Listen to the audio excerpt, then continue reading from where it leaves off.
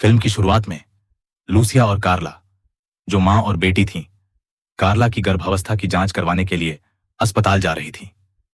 Lucia कार्ला के धूम्रपान करने और शादी से पहले गर्भवती होने से परेशान थी और उसका प्रेमी इसकी जिम्मेदारी नहीं लेना चाहता था। जब उसने देखा कि कार्ला कितनी दुखी थी, तो लूसिया ने उसे आश्वस्त किया कि सब कुछ ठीक हो जाएगा और वह निराश होने के बावजूद भी उससे प्यार करेगी। जब वे सवारी कर रहे थे, तो कार्ला को बीमार महसूस होने लगा और उसने अपनी मां से मोटरसाइकिल रोकने के लिए कहा। उसने मोटरसाइकिल रोक दी क्योंकि उसे घबराहट महसूस हो रही थी और फिर उसने झाड़ियों में ढेर सारे शव देखे, जो वाकई आश्चर्यजनक था। वे बहुत हैरान थे और उन्होंने पुलिस स्टेशन जाकर इसकी रिपोर्ट करने का फैसला किया। दूसरी जगह गुएरेरो नाम का एक लड़का बार में अपने दोस्त टुको से टकरा गया। जब वे जा रहे थे, तो गुएरेरो ने बताया कि टुको अभी भी वही पुराना आदमी है। इसके ठीक बाद उन्होंने पुलिस स्टेशन के सामने कुछ अराजकता देखी और पता चला कि यह लूसिया और कार्ला थी, जिन्हें गुंडों के एक समूह द्वारा परेशान किया जा रहा था। जब गुरेरो ने हस्तक्षेप करने की कोशिश की, तो टुको ने उसे चेतावनी दी कि यह रोमन है, जो शहर के एक माफिया आदमी जोसेफो का छोटा भाई है, और उसे हस्तक्षेप न करने के लिए कहा। लेकिन गुरेरो ने उसकी बात नहीं सुनी और लड़ाई को रोकने के लिए कूद पड़ा। उसने गुंडों से पीछे हटने के लिए कहा, लेकिन रोमन ने ऐसा नहीं किया और गुरेरो पर हमला करने की कोशिश की। उसके साथियों ने एक बंदूक पकड़ी और गुरेरो को गोली मारने की कोशिश की, लेकिन उसने गोलियों को चकमा दिया और रोमन के सिर पर बंदूक तानकर जीत हासिल की। गोलियों की आवाज सुनकर पुलिस वाले जल्दी से बाहर निकले और गुएरेरो पर अपनी बंदूकें तान दी, जिससे स्थिति बहुत तनावपूर्ण हो गई। गुएरेरो ने तब बताया कि क्या हुआ था और बताया कि वह सेना में कैप्टन है, लेकिन मार्केज नामक एक पुलिसकर्मी इस बात पर यकीन नहीं कर रहा था। इसलिए लूसिया ने उसके लिए गवाही दी और कहा कि उसने उसे बुरे लोगों से बचाया था। गुएरेरो ने दोहराया कि वह मैक्सिकन सशस्त्र बलों में कैप्टन है और उसने अपना बैज दिखाया। बैज देखने के बाद मार्केज ने अपराधियों को अपने हथियार नीचे रखने का आदेश दिया और उन्हें गिरफ्तार कर लिया गया। जाने से पहले गुएरेरो ने रोमन के चेहरे पर मुक्का मारा, जिससे उसके चेहरे पर चोट लग गई। लूसिया और कार्लो गुएरेरो के बहुत आभारी थे कि उन्होंने उन्हें बचाया।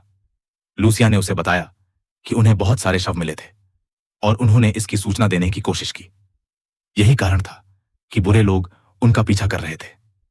थोड़ी देर बाद विशेष बलों को शवों के ढेर से गुजरते हुए देखा गया और पता चला कि वे उन सैनिकों के शव थे जिन पर माफिया द्वारा मारे जाने का संदेह था।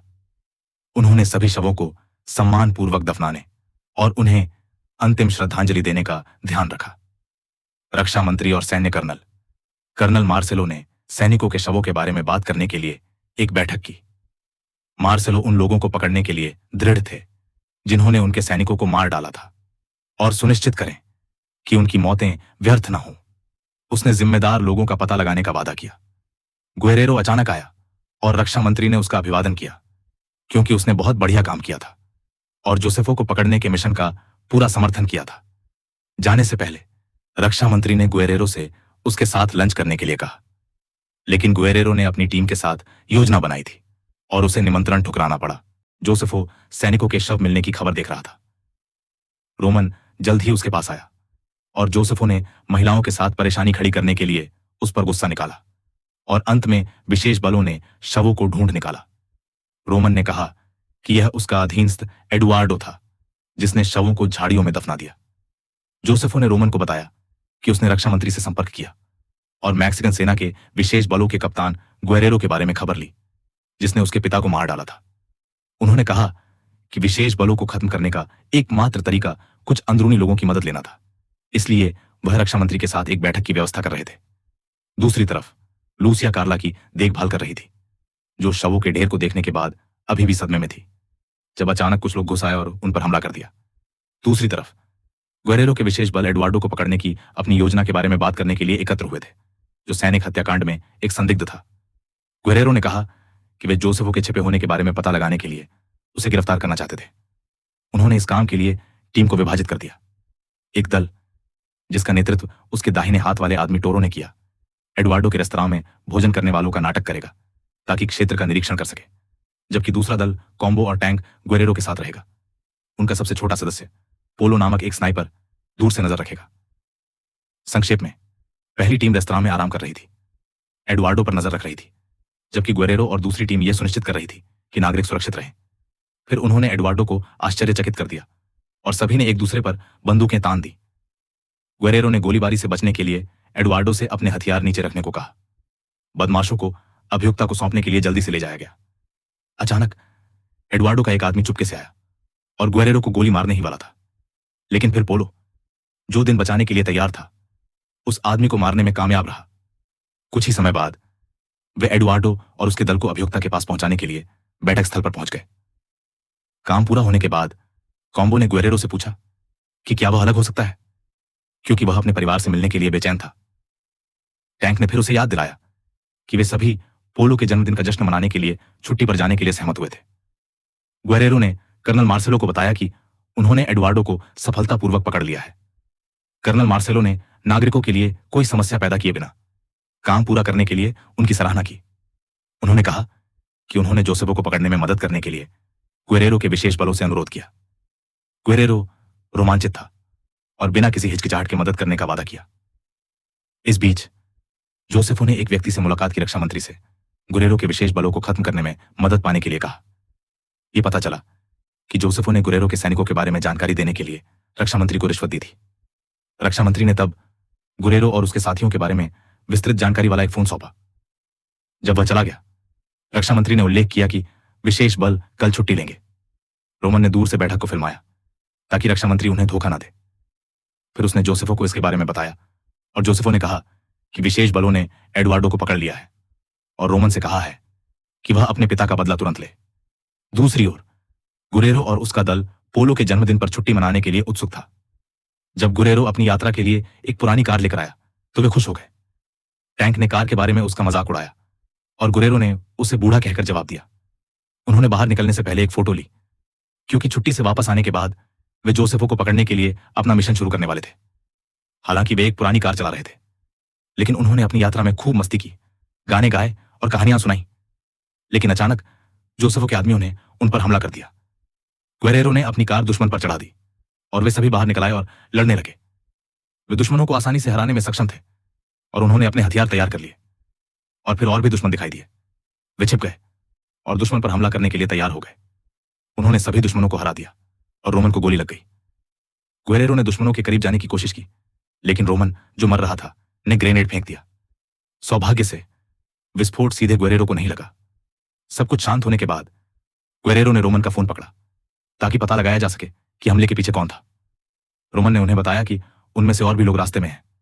गुएरेरो को एहसास हुआ कि जोसेफो को उनका स्थान पता था और उसे सेना में किसी गद्दार पर शक था। गुएरेरो ने मुख्यालय में अपने साथियों को तुरंत फोन करके बताया कि दुश्मन उनका पीछा कर रहे हैं और उन पर हमला कर रहे हैं। सुरक्षा के लिए उसने जंगल में निकटतम सैन्य चौकी की ओर जाने का फैसला किया। कुछ ही देर बाद जोसेफो और उसके साथी वहां पहुंच गए। उसे यह जानकर बहुत आश्चर्य हुआ कि रोमन मारा गया है। इससे वह बहुत क्रोधित हो गया और वह अपने पिता की मौत और रोमन के लिए तुरंत बदला लेना चाहता था। उसने अपने आदमियों को गुएरेरो की लोकेशन वाला फोन थमा दिया ताकि वे उसे ट्रैक कर सकें। गुएरेरो और उसके साथी एक छोटा सा ड्रिंक पीने और अपनी बंदूकें फिर से लोड करने के लिए रुके ताकि वे नजदीकी आर्मी बेस पर जा सके। बेस बहुत दूर था और उन्हें पता था कि दुश्मन उनका पीछा कर रहा होगा। टोरो ने पोलो से पूछा कि वह अपनी घड़ी को अपनी बाईं कलाई से दाईं कलाई पर क्यों बदल रहा है। पोलो ने कहा कि इससे उसे मिशन पर निकलते समय बेहतर निशाना लगाने में मदद मिलती है। इसके तुरंत बाद जोसेफो के लोगों को पास में देखा गया। गुएरेरो ने जल्दी से पोलो को एक बंदूक थमा दी और फिर से गोलीबारी शुरू हो गई। गुएरेरो के दल ने वहां से भागने का फैसला किया क्योंकि दुश्मन संख्या में उनसे अधिक थे। जब वे यात्रा कर रहे थे तो उन्होंने एक गुफा देखी और सोचा कि यह छिपने के लिए एक अच्छी जगह होगी। गुएरेरो और पोलो निगरानी रखने के लिए बाहर ही रहे। कुछ ही देर में दुश्मन दिखाई दिया और फिर से गोलीबारी शुरू हो गई। वे छिपने के लिए गुफा में भाग गए। गुएरेरो और पोलो बाहर गोलियों की आवाज सुन सकते थे। गुएरेरो ने यह देखने के लिए गुफा के प्रवेश द्वार के करीब जाने की कोशिश की कि क्या हो रहा है। दुर्भाग्य से पोलो, जिसने अपनी सुरक्षा कम कर दी थी, उसके हाथ में गोली लग गई, लेकिन सौभाग्य से यह सिर्फ एक कृपा थी। गुएरेरो और पोलो ने अपने दोस्तों को यह देखने के लिए चिल्लाया कि वे ठीक हैं या नहीं। गुएरेरो तब घबरा गया जब उसके 3 दोस्तों ने कोई जवाब नहीं दिया। इसके तुरंत बाद कॉम्बो और टोरो एक बुरी तरह से घायल टैंक के साथ आए, जिसे गोलीबारी में गोली लगी थी। कॉम्बो ने जल्दी से पोलो के घाव पर कपड़ा बांधा। फिर उसने टैंक के गाल पर लगे गंभीर घाव का इलाज करना शुरू कर दिया। जब गुएरेरो को एहसास हुआ कि दुश्मन शायद उनका पीछा कर रहा है, तो उसने सभी सेलफोन इकट्ठा किए और उन्हें पीछे छोड़ दिया। दूसरी ओर जोस्पो के पास उसके एक आदमी ने आकर कहा कि विशेष बलों ने उन सभी को मार गिराया है। जोस्पो घटनास्थल पर पहुंचा और उसने देखा कि उसके आदमियों के शव ढेर में पड़े थे। तभी उसने अपने दल को उन विशेष बलों के पीछे जाने को कहा। उसी समय कॉम्बो ने पोलो और टैंक पर नजर डाली कि वे कैसे कर रहे हैं। उसने गुएरेरो से कहा कि टैंक का घाव संक्रमित हो गया है और वह ठीक नहीं होगा। अचानक गुएरेरो को जोस्पो की रक्षा मंत्री से मुलाकात का एक वीडियो मिला और उसने कहा कि वे खतरे में हैं क्योंकि किसी महत्वपूर्ण व्यक्ति ने उन्हें धोखा दिया है। वे सैन्य चौकी की ओर बढ़ते रहे क्योंकि देर हो रही थी। रास्ते में उन्होंने एक घर देखा जहां जोस्पो के आदमी छिपे हुए थे।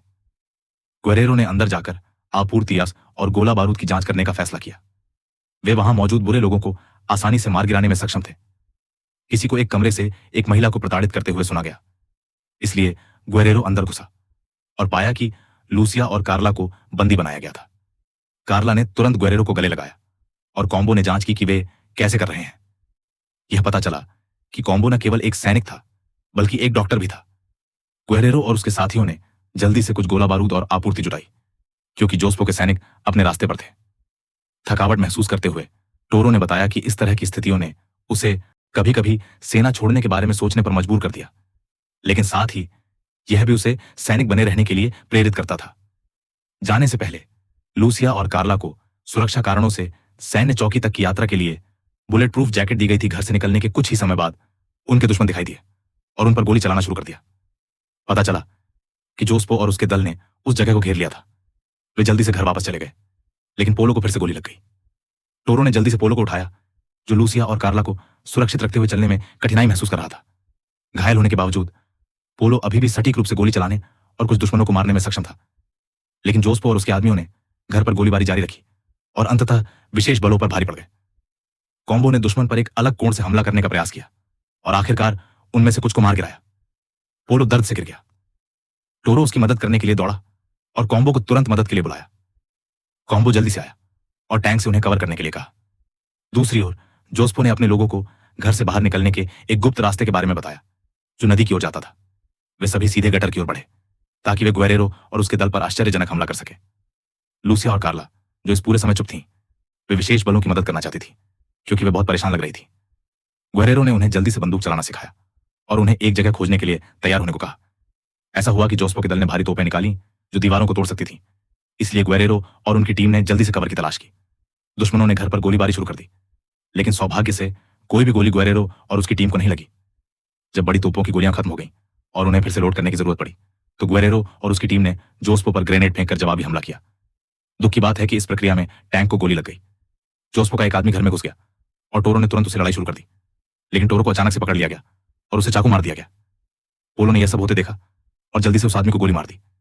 गुएरेरो ने सुनिश्चित किया कि उसकी टीम ठीक है। टैंक ने उसे बताया कि उसके पास गोला बारूद कम है। कार्ला ने जल्दी से टैंक को और गोला बारूद दिया और यह देखकर हैरान रह गया कि वह वास्तव में घायल हो गया था। कुछ ही देर बाद जोस्पो का दल घर में घुस गया और फिर से गोलीबारी शुरू हो गई। टैंक, जिसके पास ग्रेनेड था, ने जल्दी से कार्ला को वहां से निकल जाने के लिए कहा, लेकिन फिर उसने जोस्पो के सभी आदमियों के साथ खुद को उड़ा लिया। विस्फोट के ठीक बाद गुएरेरो ने इसकी जांच की और कॉम्बो को बहुत बुरा लगा क्योंकि उसने टैंक को देखा जो मर चुका था। जब गुएरेरो ने अपने सबसे अच्छे दोस्त को मरा हुआ देखा तो उसने अपनी टीम से तुरंत जोस्पो पर हमला करने के लिए कहा, लेकिन पोलो को तीसरी बार गोली लगी क्योंकि वह ध्यान नहीं दे रहा था। कॉम्बो पोलो की मदद करने के लिए दौड़ा, लेकिन गोली उसकी गर्दन में लगी और पोलो बच नहीं पाया। जोस्पो, जो अपने आप पर था, ने हार मानने और तुरंत अपना हथियार गिराने का फैसला किया। कॉम्बो उसे वहीं पर खत्म करना चाहता था जब उसने जोस्पो को बड़बड़ाते हुए सुना, लेकिन गुएरेरो ने उसे रोक दिया। गुएरेरो ने कहा कि वे सम्मान के साथ कुलीन बल थे और वे निष्पक्ष लड़ाई करना पसंद करेंगे। जोस्पो, शुरुआत में जोस्पो पर बहुत दबाव था, लेकिन चूंकि गुएरेरो बहुत थक चुका था, इसलिए उसने लड़ाई लड़ी। जोस्पो ने चाकू निकाला और गुएरेरो को चाकू घोंपने में सफल रहा। गुएरेरो तब तक हमले से लड़ता रहा जब तक कि वह अपने चाकू से जोस्पो को घोंपने में सफल नहीं हो गया। किसी तरह जोस्पो ने लड़ाई जारी रखी और गुएरेरो को रस्सियों पर बांधे रखा, लेकिन गुएरेरो ने लड़ाई जीत ली। उसने जोस्पो को खत्म नहीं किया क्योंकि वह कानून को अपना काम करने देना चाहता था। थोड़ी देर बाद आखिरकार मदद मिल गई। गुएरेरो अपने दो दोस्तों को खोने के बावजूद काम पूरा करने में कामयाब रहा। जब वे जा रहे थे तो गुरेरो ने अपने गिरे हुए दोस्तों के लिए आंसू रोकते हुए कहा कि अगर अच्छे लोग कुछ नहीं करेंगे तो बुराई जीतती रहेगी।